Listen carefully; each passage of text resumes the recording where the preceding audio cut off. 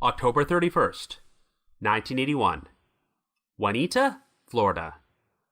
The mother of 13-year-old Tina Marie Janose wakes up to discover that she is missing from their mobile home. That same evening, Tina Marie's body is found 12 miles away on Interstate 4, and it turns out she was abducted and murdered before the killer tossed her off a highway overpass. Over the years, two offenders with a history of harming young girls pop up on the radar as suspects, but there is no conclusive evidence pointing to either of them, so Tina Marie's murder remains unsolved. After that, the trail went cold.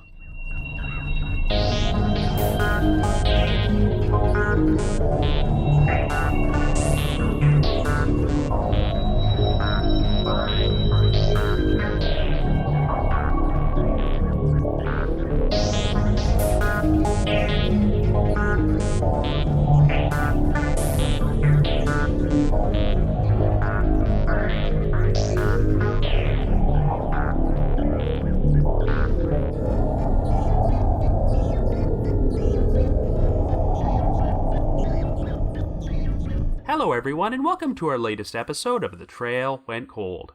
I'm your host Robin Warder, and today we're going to be covering an unsolved crime involving a 13-year-old girl, the 1981 murder of Tina Marie Janose. We are now in October, and per our yearly tradition, I always like to spend the last few weeks of the month covering mysteries with some sort of Halloween slant to them, and this year, I'll be profiling a couple of cases which just happened to take place on or around October the 31st. Earlier this year, I wound up learning about the unsolved murder of a 13-year-old girl named Tina Marie Janose, who was abducted from her mobile home in Wahneta, Florida by an unknown perpetrator during the early morning hours of Halloween. This person then proceeded to sexually assault and murder Tina Marie before tossing her body off a highway overpass onto Interstate 4. Now, about 8 months later, another girl from the same county would also be abducted from her bedroom and tossed off an overpass onto the same interstate, but she wound up surviving and identified the perpetrator as a suspect named James Norman Ulmer. Under normal circumstances, Ulmer probably seems like the most obvious perpetrator, but several years later, law enforcement announced that another man named Frank Potts was also being looked at as a potential suspect, as he had an extensive history of sexually abusing young girls, and was apparently in the Wahneta area around the time Tina Marie was killed. There is a compelling case for both of these men being the killer, and there seems to be sharply divided opinions from different investigators about whether Ulmer or Potts committed this crime. However, there is no real conclusive evidence pointing to either of them, and this is the reason that no one has ever been charged with Tina Marie's murder. So on this episode, we're going to explore all the different angles and try and determine whether Ulmer, Potts, or perhaps an unknown third party is the most likely candidate to have been responsible for this murder. Anyway, before we get started, just a quick reminder that The Trail Went Cold is a weekly podcast, which is currently available for download on several platforms, including Apple Podcasts, Google Podcasts, and Spotify. So if you like this podcast, be sure to subscribe to it, and please leave us a rating or review on any of these sites to help spread the word and garner us more exposure. The Trail Went Cold is on Patreon, so if you would like to learn how to support the show, please visit our page at patreon.com/thetrailwentcold. For as little as $1 a month, you can garner access to exclusive rewards, including stickers and thank you cards, early access to episodes, and bonus content. Also, I just wanted to mention that we're now getting close to attaining 500 Patreon subscribers, and if we manage to attain our goal by the end of October, we'll be providing an additional extra special bonus for all of our patrons in November. So with all that out of the way, let us now explore the murder of Tina Marie Janose.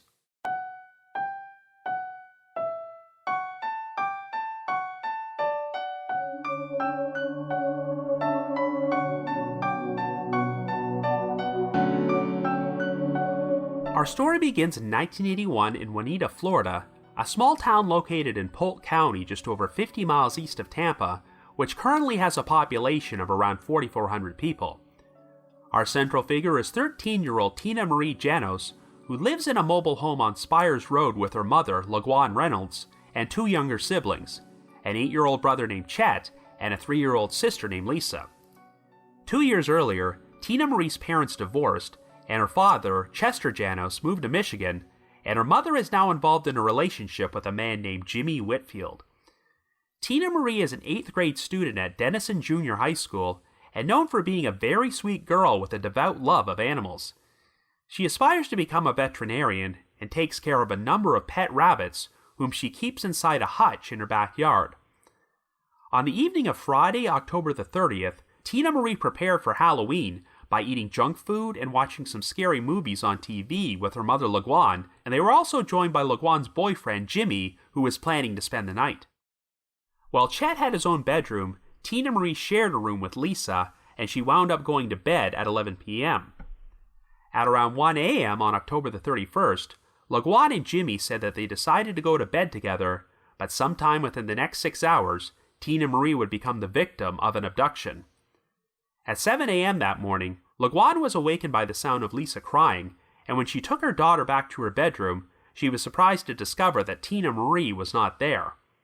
After waking up Jimmy, LeGuan proceeded to perform a search of the trailer and the backyard, but when she could not find Tina Marie anywhere, she called the Polk County Sheriff's Office at 7:20 in order to report her missing. Well, LeGuan did not realize that her daughter had already been found 35 minutes earlier. At 6:45 a.m., the Polk County Sheriff's Office had received another phone call from a motorist at a truck stop who reported having seen the body of a young girl on Interstate 4. When police arrived at the scene, they discovered this victim's partially nude body lying face down in the middle of the eastbound lane between the Mount Olive Road overpass. The girl had been beaten on her face and upper body, and the beating was reportedly so severe that one of Tina Marie's neighbors would tell the press that you could see some of her bones.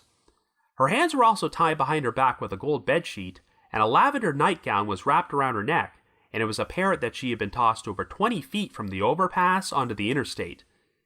Since this location was only 12 miles from Tina Marie's home, LeGuan's phone call immediately made the sheriff's office suspect that Tina Marie was the victim. Only about 40 minutes after she called the police, LeGuan was paid a visit by the sheriff's office, who showed them crime scene photos of her daughter. LeGuan immediately recognized the victim as Tina Marie, which caused her to start crying and going into hysterics, so Tina Marie's maternal uncle would have to be brought to the morgue to view her body and make a positive identification. It would later be confirmed that Tina Marie had borrowed the nightgown which was wrapped around her neck from her mother before she went to bed the previous night, and the gold sheet which was tied around Tina Marie's hands came from her bedroom. The coroner would also confirm that Tina Marie had been sexually assaulted, and her exact cause of death was strangulation by a ligature, and she was likely killed sometime between 3 and 5 a.m., about 2 to 4 hours before her body was discovered. It seemed apparent that Tina Marie had been abducted in the middle of the night, but a search of her family's trailer failed to turn up much in the way of evidence, and there were no signs of a break-in or any struggle. Indeed, when LeGuan woke up, she discovered that the trailer's back door was unlocked, even though she was positive that she had locked it the previous evening, and did not believe her daughter would have left with anyone willingly. Since Tina Marie was always attempting to prevent stray animals, such as cats and raccoons, from entering her rabbit hutch in the backyard, one theory is that she may have been awakened by a noise in the middle of the night. Fearing that an animal may have entered the hutch, Tina Marie then unlocked the back door herself to go outside and check on the rabbits, but she was subsequently abducted. After members of the community pitched in for Tina Marie's funeral expenses, she was given a service and buried at Lakeside Memorial Park in Winter Haven. In early 1982, LeGuan took her 2 other kids and moved out of the mobile home, as she believed that the memories of Tina Marie's murder made it too painful for them to remain there. Well, 8 months after Tina Marie was killed, another similar crime would take place in the town of Kathleen, located about 25 miles northwest of Wahneta. The victim this time around was 10-year-old Lisa Thompson, who was abducted from her mobile home during the early morning hours of June the 20th. The perpetrator entered Lisa's bedroom by removing a screen from one of the windows, and then proceeded to drive her away from the scene in his car. For the next few hours, he threatened to kill Lisa while driving around the area, but he never attempted to sexually assault her or touch her inappropriately. Shortly before 4 a.m., the abductor parked his vehicle on the Old Combi Road overpass, which ran above Interstate 4, and proceeded to drag Lisa outside. He then tossed her off the overpass, but while Lisa managed to grab a hold of the railing, the perpetrator pried her hands loose and she plummeted down 24 feet onto the interstate before he fled the scene.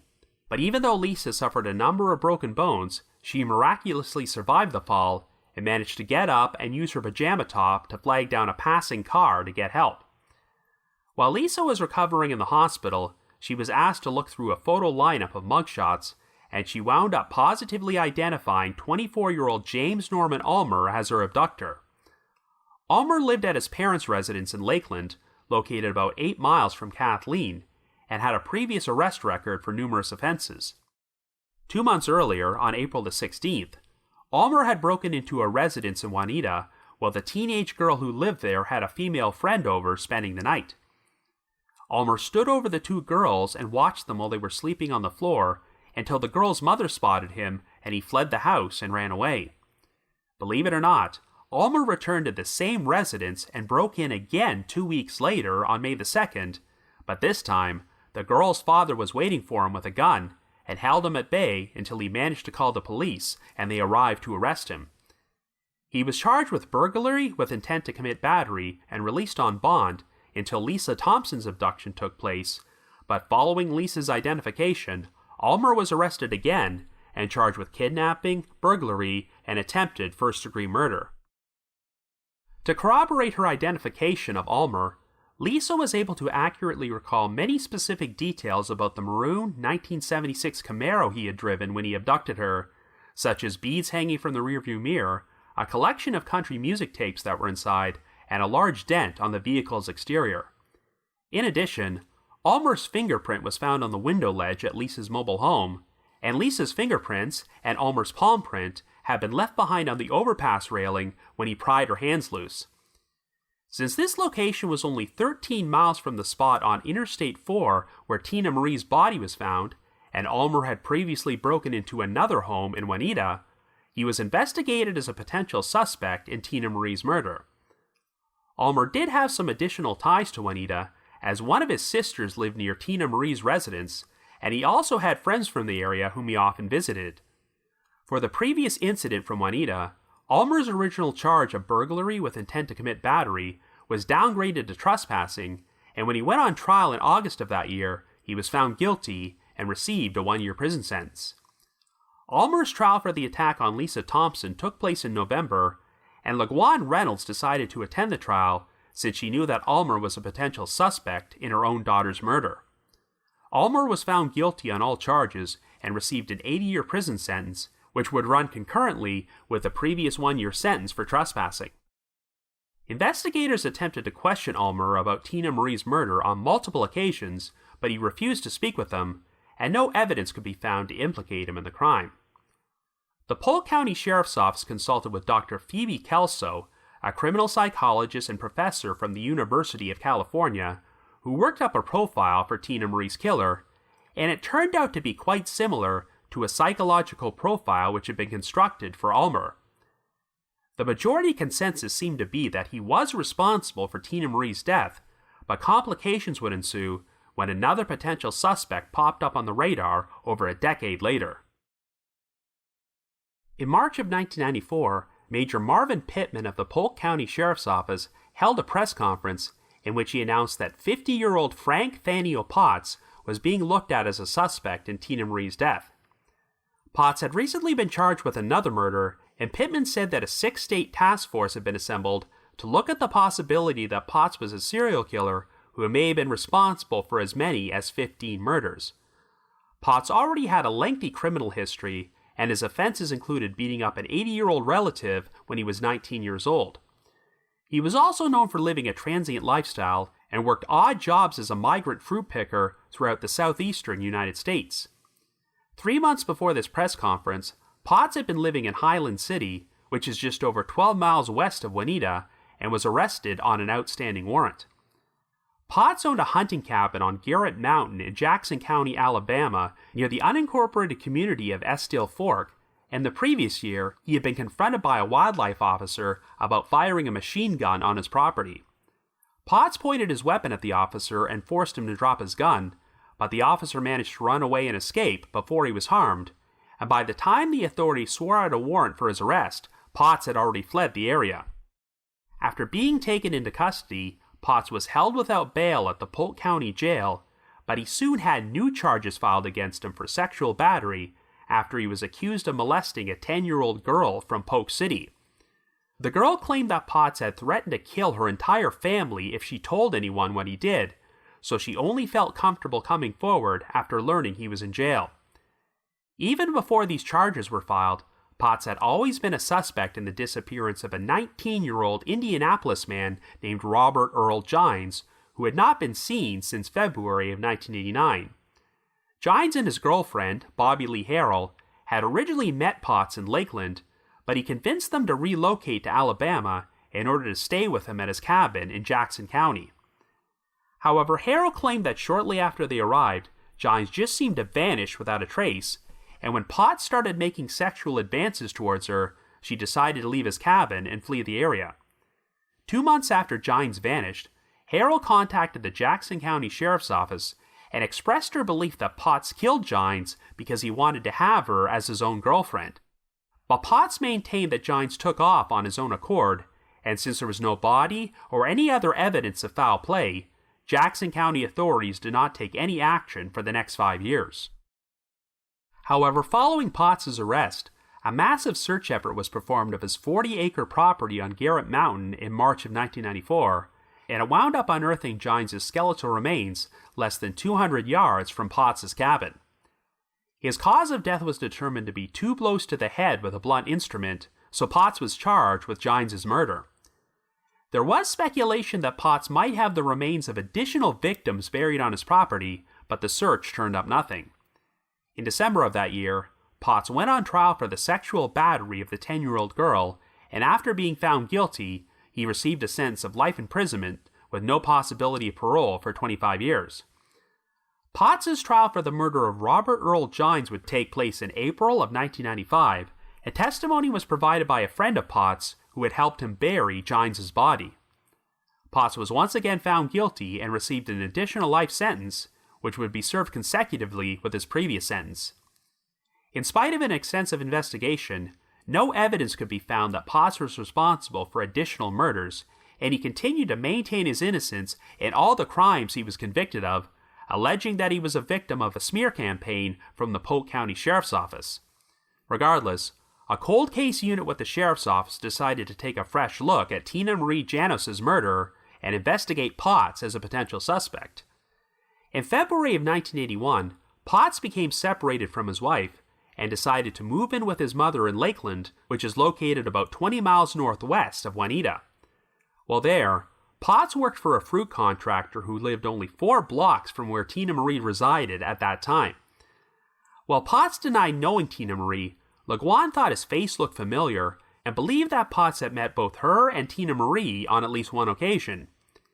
In an interesting bit of timing, Potts' wife would officially file for divorce from him on October the 30th of that year, just 1 day before Tina Marie was murdered. On Thanksgiving Day, less than 1 month after the murder, Potts' daughter was visiting him in Lakeland alongside an 11-year-old girlfriend of hers, and Potts proceeded to molest the friend while she was sleeping on the couch. Potts was soon arrested and went on trial for the crime in May of 1982, where testimony was provided by 2 of Potts' sisters who claimed that he had molested them while they were growing up.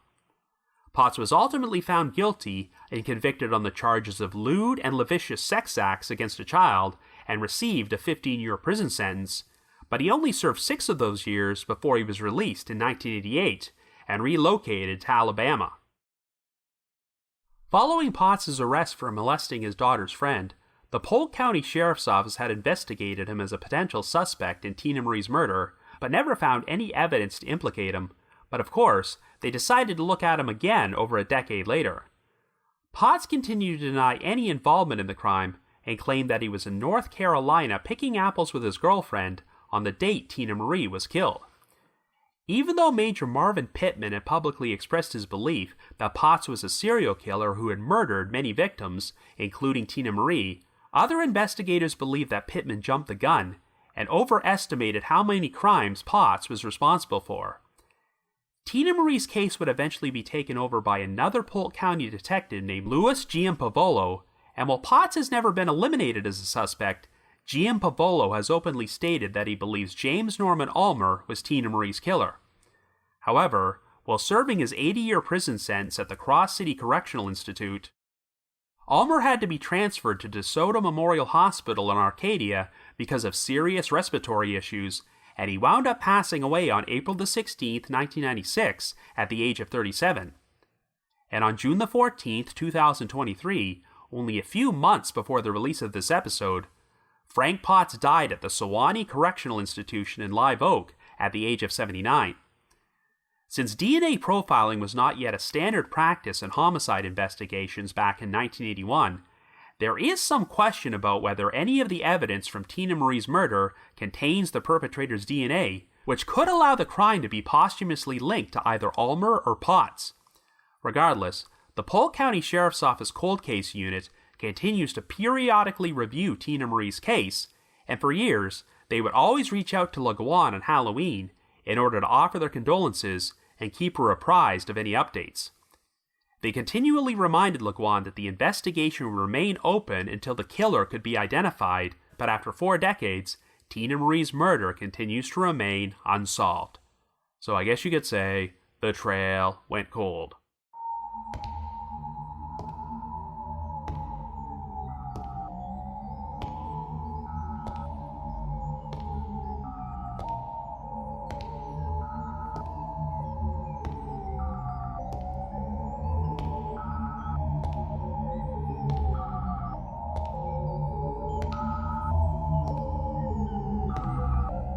So I first learned about this story when searching for cold cases to cover this year, which took place on Halloween, and wound up coming across a post about it on the Unresolved Mysteries subreddit.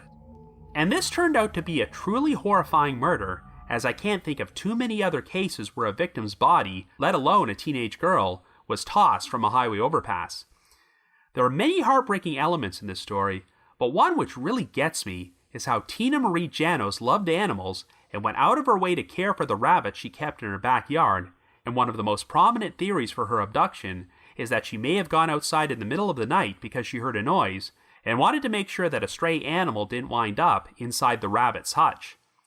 When I started reading about this case, and learned that James Norman Ulmer threw another girl from the same county off a highway overpass onto the same interstate only about 8 months after Tina Marie was killed, I said to myself, okay, this guy obviously did it, mystery solved. But then I learned about Frank Potts and thought there was a fairly compelling case for him being the perpetrator instead. Since both these suspects are now deceased, they will obviously never be charged with this crime, and if there isn't any usable DNA evidence that was preserved and can be used for genetic genealogy, it will be difficult to conclusively prove beyond a shadow of a doubt that either of them was Tina Marie's killer.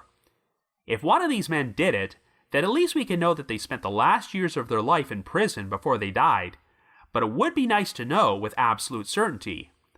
But of course, it's also possible that neither of them were responsible for Tina Marie's death, and she instead fell prey to someone who has never popped up on the radar as a potential suspect. So here's what we do know about this case. Tina Marie's mother, LeGuan, and her boyfriend, Jimmy Whitfield, both claim that Tina Marie went to bed at 11 p.m., and they personally turned in at 1 a.m. Tina Marie was discovered to be missing at 7 a.m. when her younger sister Lisa woke up and noticed that she was not in the room they shared together. Tina Marie's body was first noticed on Interstate 4 at 6:45 a.m., and her time of death was estimated to have been sometime between 3 and 5 o'clock. This means that Tina Marie had to have been abducted during a window of between 2 to 4 hours after her mother went to bed, but since there were no signs of forced entry or evidence of a struggle at the mobile home, how would this have taken place? Well, if you pull up the aforementioned post about this case at the Unresolved Mysteries subreddit, you'll see some comments there directing suspicion towards LeGuan's boyfriend, Jimmy Whitfield, who was spending the night there. Of course, at no point during the investigation did law enforcement ever say that they considered Jimmy to be a potential suspect, but I could see how him being the perpetrator would explain some of the oddities in this case. We know he was staying over at the trailer all night, and there were no signs of forced entry, so theoretically, he could have removed Tina Marie from her bedroom, driven her away from the scene, sexually assaulted her and strangled her to death before tossing her body off the overpass. He then returns to the trailer while Leguan is still sleeping and climbs back into bed with her, and no one notices that Tina Marie is even gone until Lisa wakes them up at 7 o'clock.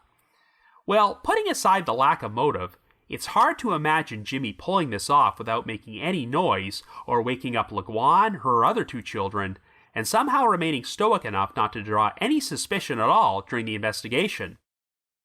It's also worth noting that Leguan and Jimmy got married a couple years later and remained together until Jimmy passed away in August of 2014 at the age of 70. In fact, you can even find Jimmy's obituary online, and it's interesting to note that even though he was technically not yet married to Leguan at the time Tina Marie was murdered, he is still listed as being preceded in death by his stepdaughter, Tina Marie.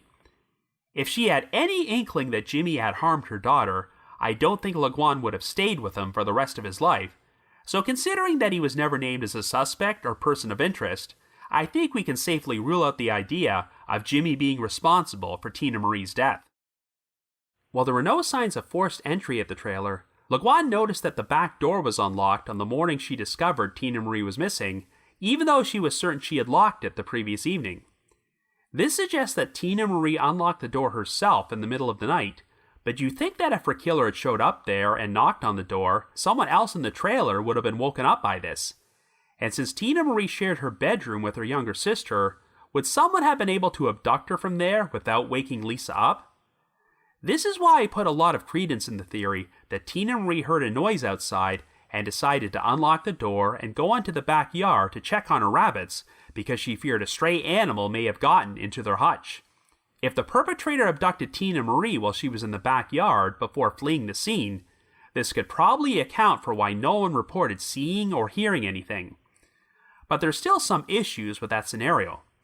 For starters, Tina Marie's hands were tied with a gold bedsheet from her bedroom, so how could the killer have obtained this if they did not enter the trailer? I guess the most logical explanation is that if Tina Marie did go outside on her own, she may have taken the bedsheet with her and wrapped it around herself, since she was only dressed in a nightgown, and it was likely cold at that time of night. But how could this person have predicted that Tina Marie would come out of the trailer at that time? Even if the perpetrator made a noise in hopes of luring Tina Marie outside, how could they be certain it wouldn't wake up any of the adults as well and bring them outside? If the killer was a complete stranger with no known connection to Tina Marie, what are the odds that they would just happen to be in the neighborhood to witness a teenage girl exiting her trailer alone sometime between 1 and 6 a.m.? The alternate possibility is that Tina Marie could have known her killer, and on a prior occasion, this person convinced her to meet them outside in the middle of the night and proceeded to take advantage of the situation. I'm sure many of you are probably familiar with the unsolved 2000 disappearance of 9-year-old Aisha Degree, who went missing in North Carolina after making the seemingly inexplicable decision to exit her home in the middle of the night while a rainstorm was taking place. While we still don't know what actually happened in that case, one of the most prominent theories is that she was being groomed by an adult who somehow convinced her to meet them at a certain location at that time of night before they killed her and disposed of her body. Investigators have never pushed that forward as a theory in Tina Marie's case, but I do wonder if a similar scenario might have happened, where a groomer convinced her to leave her mobile home before she was abducted. But then again, the key difference in these cases is that Aisha Degree seemingly got dressed and packed her book bag when she left her home, whereas Tina Marie was still wearing a nightgown which was wrapped around her neck when her body was found. So if Tina Marie woke up and left the trailer on her own accord, then I think this suggests that she was only planning to be outside for a very short time. However, regardless of who Tina Marie's killer was, what really stands out is the pure savageness and overkill of her murder. I'm particularly disturbed by the detail that she was beaten so badly that you could apparently see some of her bones, and the perpetrator also sexually assaulted her and strangled her to death as well. It's also very odd that they would then decide to toss her body off a highway overpass, because if they really wanted to get away with this crime, the most logical approach would be to dispose of Tina Marie's body in a manner in which she would never be found. Instead, they made a public spectacle of the whole situation by dumping her body onto the middle of an interstate to be seen by motorists, so it's almost like they wanted everyone to know what they had done. James Norman Ulmer would go on to do the exact same thing to Lisa Thompson in June of 1982, but let's compare these two crimes. Obviously, the big similarity is that both victims' bodies were tossed off an overpass onto Interstate 4 at locations that were only 13 miles apart, but there were also some noticeable differences. Even though this did not occur with Tina Marie, we know that there was forced entry with Lisa's abduction since Ulmer removed a screen from her bedroom window. And unlike Tina Marie, Lisa was not sexually assaulted, strangled, or beaten, and was still alive when Ulmer tossed her off the overpass. I've always found it so odd that Ulmer would go to the trouble of abducting Lisa and then simply drive around with her for hours without doing anything. And while 24 feet is definitely a nasty fall, it's not high enough to guarantee that someone could not survive it, so Ulmer made a major mistake by not killing Lisa beforehand or sticking around to make sure she was dead, as she wound up surviving and identifying him.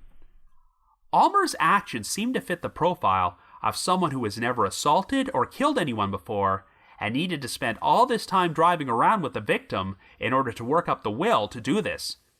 But if he had already assaulted and murdered Tina Marie 8 months earlier, why would he have this hesitation?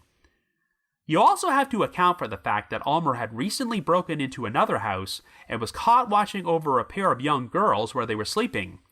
He was already out on bail for this offense at the time Lisa was abducted, so this was an incredibly brazen crime which did not benefit him in any way and only led to his downfall. So you have to ask if someone like that would have been capable of getting away with Tina Marie's murder. Now, even though Ulmer lived in Lakeland and had no known ties to Tina Marie or her family, he did often travel to Wahneta to visit his sister and some of his friends. So it is possible that Ulmer could have seen Tina Marie during one of his visits to Wahneta and set his eyes on her as a potential target for abduction. The residence he broke into during April of 1982 was also located in Wahneta, and it makes sense that Ulmer would attempt to commit crimes like this in a town where he did not live. Lisa Thompson also lived in Kathleen, and I can understand why Ulmer would go after his next victim in another town after getting caught in Wahneta. However, if Ulmer had no involvement in Tina Marie's murder, he easily could have read about the crime in the newspapers and used it as inspiration when he decided to get rid of Lisa's body. No evidence was ever found to prove that Ulmer killed Tina Marie, but it's worth noting that he never actually denied any involvement. He just refused to speak with investigators about the case. Part of me is inclined to believe that Ulmer is the perpetrator, because what are the odds of two separate girls being abducted from their homes in Polk County within one 8-month span before their bodies were tossed off an overpass onto the same interstate? If Ulmer did do it, then karma ultimately got him in the end, since he died behind bars at the young age of 39. But I do think the possible involvement of Frank Potts does throw a monkey wrench into things. Even though Ulmer was never charged, it sounds like Laquan was pretty certain he killed her daughter, but was taken by complete surprise when Potts was named as a potential suspect in March of 1994. Now, we know that Potts was an awful person, since he murdered Robert Earl Gines in 1989, and he had a long history of sexually abusing multiple young girls. It's crazy to go back and read the original media coverage after Potts was charged with Gines' murder, as so many people who knew him went on the records to say that they thought he was a nice, generous man whom they never suspected would be capable of something like this.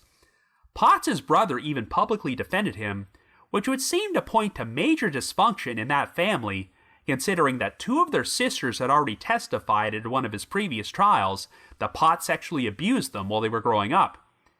He definitely seems like someone who would have been capable of killing Tina Marie, but it does seem that the authorities' belief that Potts was a serial killer who may have murdered as many as 15 people was probably exaggerated. While we know that Potts was an habitual sex offender who abused numerous girls, his only confirmed murder victim is Robert Earl Gines, and after 3 decades, all attempts to link him to any other unsolved crimes have been unsuccessful. I'm certainly not going to say that Potts never killed anyone else in his life, as he does have some interesting connections to other unsolved cold cases. For instance, in 1978, Potts' brother-in-law at that time, Arthur Zeckman Jr., went missing while visiting the same property on Garrett Mountain where Potts killed Gines and buried his body. While it does not appear that Zekman has ever been found, an extensive search of this property failed to turn up the remains of Zekman or anyone else, so we can't say with any certainty that Potts killed him. But on the other side of the coin, when Potts' hunting cabin was searched following his arrest, the authorities discovered that it contained a fake wall, and a photograph was found behind it of 20-year-old Felicia Renee Dry, who went missing from Albertville, Alabama in June of 1993. She was reportedly last seen in the company of a man matching Potts' description, so he instantly became a suspect, but it would turn out this photograph was nothing more than a red herring. In November of 1995, Dry's remains were discovered inside a wrecked car off Highway 431 in a rural area of Etowah County, as she had simply lost control of her vehicle and driven off an embankment, so her death was nothing more than a tragic accident. Potts' motive for killing Robert Earl Gines was because he wanted Gines' girlfriend, Bobby Lee Harrell, for himself. After Gines disappeared, Potts kept Harrell inside his cabin for a while, but he ultimately did allow her to leave the property unharmed, even though she was a potential witness who could implicate him in a murder. If Potts was a serial killer who murdered multiple people and did all those horrible things to Tina Marie, would he have let Harrell go? The investigator who held the press conference to announce that Potts was a suspect in Tina Marie's murder was Major Marvin Pittman, but some people believe he may have been overzealous at trying to link Potts to so many unsolved murders. And of course, one of these people was Louis Giampavolo, the detective who later took on Tina Marie's case, as he believes that Ulmer was the most likely perpetrator. But for the sake of argument, let's look at the evidence which might point to Potts being Tina Marie's killer. Unlike Ulmer, Potts has openly denied any involvement in the crime, though I wouldn't put much stock in that, since he has never admitted any culpability for the crimes we know he did commit. Potts was living in Polk County at the time of Tina Marie's death, and while he claimed he was in North Carolina on the date she was killed, that might have been difficult to verify given his transient lifestyle. Le Guin seemed to recall that Potts may have met Tina Marie at some point, which is certainly possible since he worked for a fruit contractor who lived in Wahneta, only a few blocks away from Tina Marie's residence. So perhaps Potts set his eyes on her and decided to follow Tina Marie home one night before he abducted her. He may have only planned on sexually assaulting Tina Marie rather than killing her, but for whatever reason, things escalated out of control and Potts wound up throwing her body off the overpass. The detail I find most interesting is that Potts' wife officially filed for divorce on October the 30th, 1981, and by the morning of October the 31st, Tina Marie was dead. It's possible this link is nothing more than a coincidence, but theoretically, if Potts learned about the divorce filing, he could have decided to take out all his rage on some innocent victim, and Tina Marie was the unfortunate target. Of course, that's all just speculation, as there is no direct evidence that links Potts with Tina Marie's murder, but even those who think Ulmer is the more likely perpetrator have acknowledged that they've never been able to completely rule out Potts as a suspect. Personally, if I had to pick between these two men, I'd say that Ulmer is the more likely candidate to be the killer, but I couldn't say that with 100% certainty. And I also won't rule out the possibility that the real perpetrator was someone who has never popped up on the radar as a suspect. I previously mentioned the possibility of Tina Marie being groomed by someone she knew, but even though she may have met Potts in passing, I doubt they were well acquainted, and I see nothing to indicate that she ever met Ulmer at all. In other words, if Tina Marie was abducted at random, then it's just rotten luck that she happened to step outside her trailer in the middle of the night while a predator was in the area. But perhaps there was someone in Tina Marie's life who convinced her to unlock the trailer's back door and step outside before they took advantage of the situation. If Ulmer or Potts was the killer, it will be difficult to conclusively prove it after all this time, since they are now both deceased. But perhaps there is someone out there with inside knowledge who could break this case wide open by coming forward. So if by chance you happen to have any information about the murder of Tina Marie Janose, please contact the Polk County Sheriff's Office at 863-298-6200. That's 863-298-6200. But if you just have your own thoughts about what happened, feel free to leave me a comment or send me an email to robin.warder@icloud.com. That's robin.warder@icloud.com. Now, the reminder that The Trail Went Cold is on Patreon, so please visit patreon.com/thetrailwentcold to learn how you can support our podcast and become eligible for some pretty neat rewards. Over the past 5 years, our Patreon page has released dozens of exclusive bonus episodes, which are all currently available in our archives for our patrons in tiers 2 and 3. This month, I released a bonus episode titled The Top 10 Dumbest Segments on Unsolved Mysteries, where I discussed some of the silliest so-called mysteries that were featured on the show. I've also dropped an exclusive bonus episode from my spin-off podcast, The Path Went Chilly, in which myself and my two co-hosts, Jules and Ashley, discuss the unexplained 1988 disappearance of a ship called the Freedon, which vanished during a trip through the Caribbean from Florida to Haiti. And for our patrons in Tier 3, I've recorded another new audio commentary track which can be played over a classic episode of Unsolved Mysteries, and we now have over 50 of those commentary tracks in our archives. Also, like I mentioned in the intro, if we manage to attain our goal of reaching 500 Patreon subscribers by the end of October, we'll be providing an additional extra special bonus for all of our patrons in November. I'd also like to give a shout out to our most recent listeners who have signed up with us on Patreon this week, and they are Leah, Serena W., and Mario. Thank you all so much for your support. I just wanted to give another shout out to my supporters at the Unsolved Mysteries message board at the Sitcoms Online forum and the Unresolved Mysteries subreddit. I need to provide a big thanks to McGill Foote, who edits and assembles this podcast together for me, and Vince Nitro, who composes the eerie music you hear on every episode. If you haven't already, you can like us on Facebook, follow us on Twitter, or leave us a rating or review on Apple Podcasts, Google Podcasts, or Spotify. So have yourselves a great week, and join us again next Wednesday for another Halloween-themed episode of The Trail Went Cold. Thank you.